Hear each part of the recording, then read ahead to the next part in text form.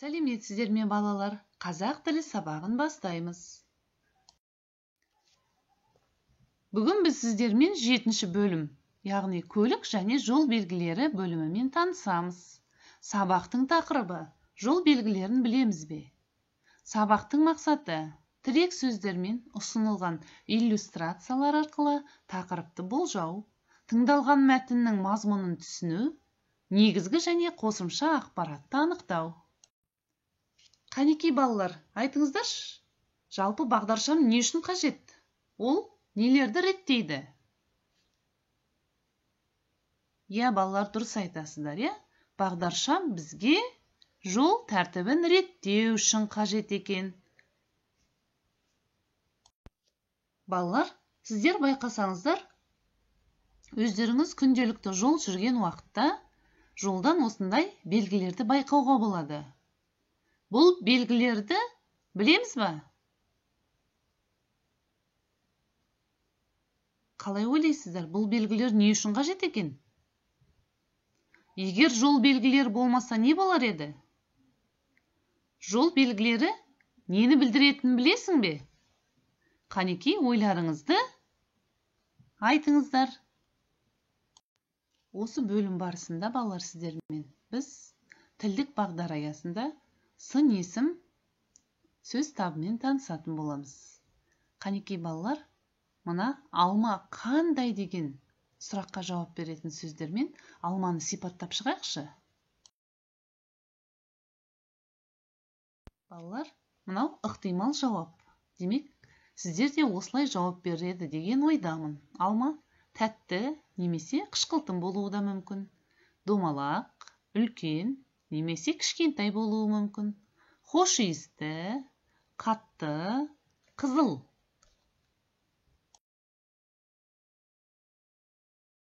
Ал балалар, сіздер сипаттағанда дәмін айттыңыздар, пішінін, көлемін, иісін, сынын және түсін айттыңыздар, Демек, бұл қандай сөз табы болады? Бұл сын есім болады екен. Ал сын есім дегеніміз не? Толығырақ тоқталайық.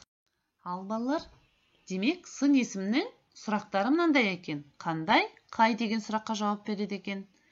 Білдіретін мағынасы заттың түр-түсін, заттың көлемін, салмағын, иісін, дәмін, сапасын және бағасын, сипатын, мәнін білдіретін сөз табын сын есім дейді екен біз. Құрамына қарай дара, күрделі болып бөлінеді екен. Дара сын есімдер бір ғана түбірден тұрады екен. Мысалы, үлкен, жасыл, кішкене. Күрделі сын есімдер кем дегенде 2 сөзден тұрады екен. Қызыл ала, тәп-тәтті, өте жақсы.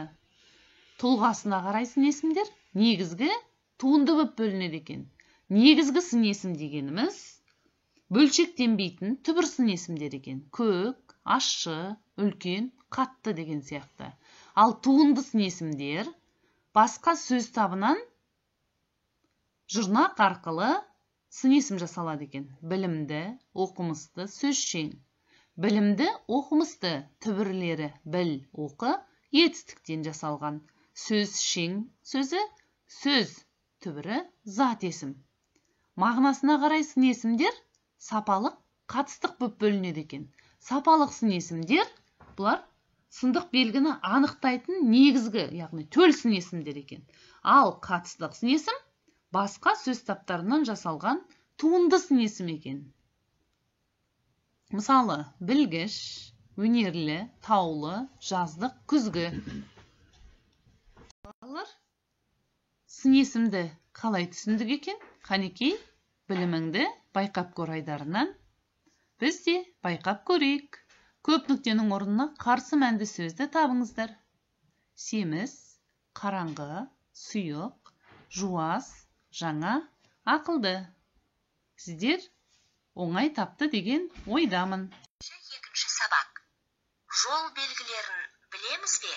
4-ші тапсырма. Қиылыста, жол шетінде, бұрышта түрлі белгілер бар тұратын. Жүресің бе? Жүрмегенің дұрыс па? Не істеу керек? Соған қарап ұғасың. Қызыл шеңбер ішіндегі таңбалар әлденеге қатаң тыйым салады. Өміріңді қорғауға олар арналар, білмегендер өкінішке қалады. Мына жермен жүрмегенің жөн дейді, қалауыңа жол белгісі көнбейді. Кері бұрыл, тоқтама не бұрылма, сонда саған ешбір қауіп төнбейді.